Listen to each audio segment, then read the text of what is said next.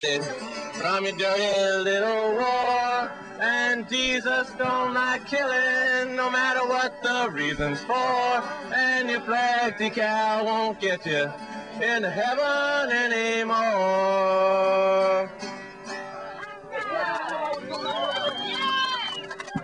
Yeah, we're going to be having a counter-inaugural ball at the Palace Center at 12:30, right? As soon as we get down up here. As soon as we get down up here, and then Food Not Bombs is over there. You have a little bit of lunch and entertainment. Bring your dancing shoes. We're having a good time. It's just 12:30 to about 2:30. What's next on this one? Here's Jim Stewart. Yeah. Let's see what we got here. Who we got from the North Shore? Let's hear from the North Shore. Yo!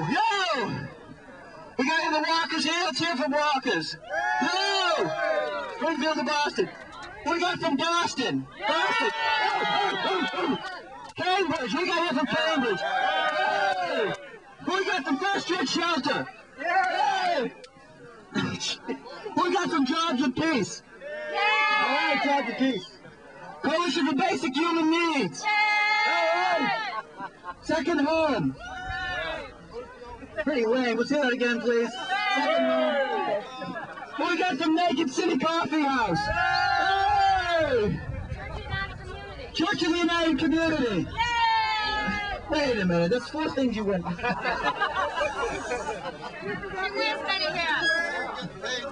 everywhere. We are Legion. We're everywhere. We're everywhere. Maybe we should inaugurate right here. Here's Tom Phillips. Right here. I don't think. Facing away from the microphone. Yeah, That's why Jimmy, people the whole speak conscious. facing the opposite. You got to be in back of this system. Stay on the sidewalk. The system will be on. You got your sign set up to talk in front of. Okay. Talk in front of. Can I talk about the $28 million for North Adams? Come on, tell him.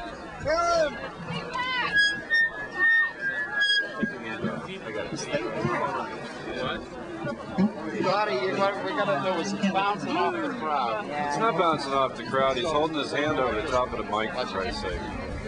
Get him out here and talk to him. Pour a little power and he takes it. I guess that's what you can look at.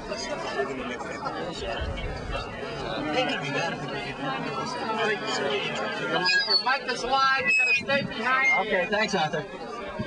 All right, I'd like to take this opportunity to introduce someone who's really worked tirelessly on this event. You haven't seen him because he's been too busy working the phones, making contacts, doing outreach. I'd like to hear a great big counter-inaugural welcome to Tom Phillips from the Cardinal Materials Center.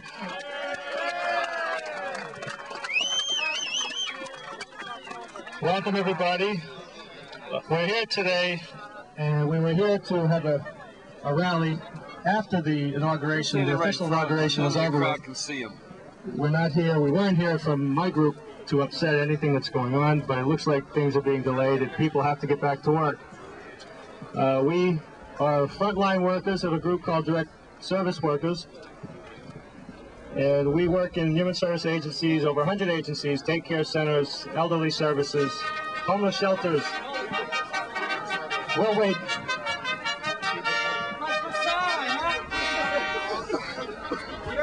Blood before people and families with children are forced to go through the homeless cycle in a time when the housing subsidies have been wiped out.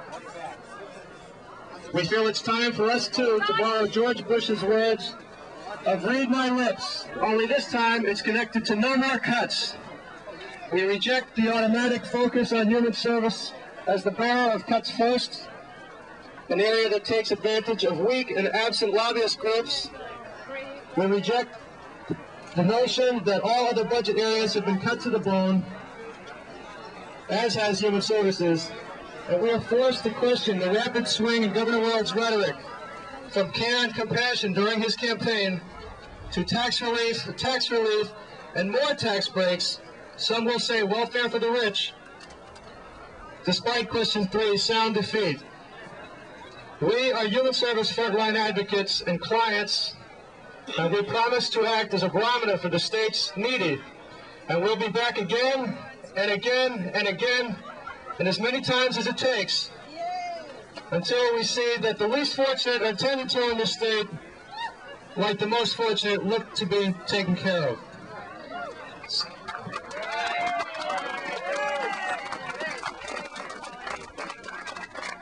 So today we ask that people refrain from doing anything criminal or, we're here to just lay forth some facts.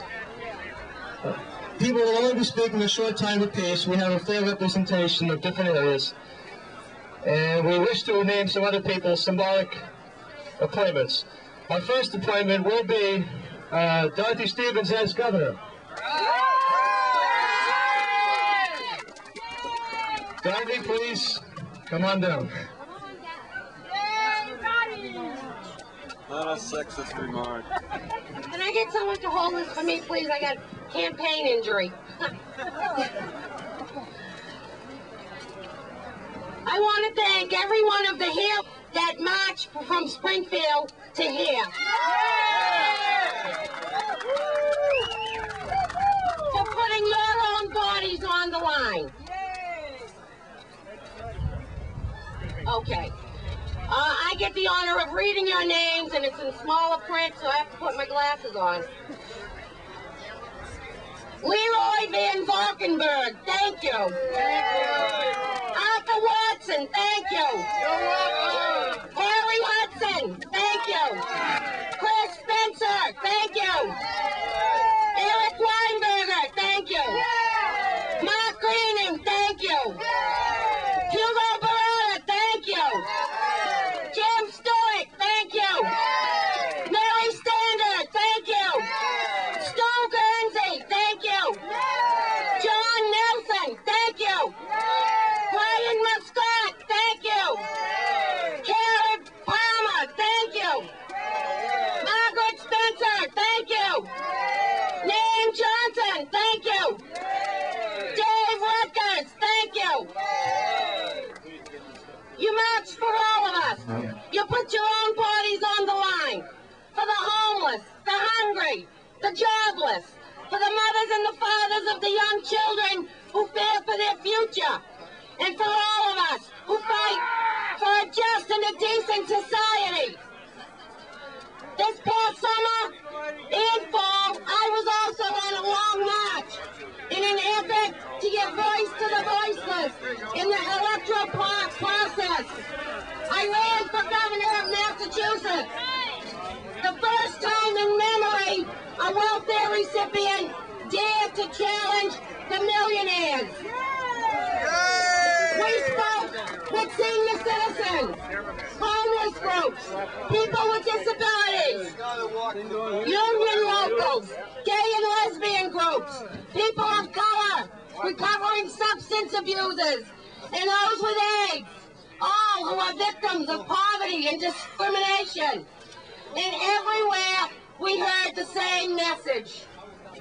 Everywhere we heard that we're fed up with the government that is run for the rich, off of the backs of the poor and working people who actually built this Commonwealth. And what did we accomplish? First of all, we opened up the political process. We proved that ordinary people can run for office. We broke the myths and the stereotypes about welfare recipients. And we gave people a clear alternative to the conservative millionaires who are running for governor. And because of that, a lot of people registered to vote and voted that never had before. But we are realistic about the enormous barriers that are placed in the paths of the poor people's candidates. And we knew it was just the first step in building a people's movement. Unfortunately, even now, the Secretary of State's office hasn't seen fit to release the total write-in votes. We still don't know how many votes. And even our voting rights have been denigrated. All of us together did win 2 ballot victories.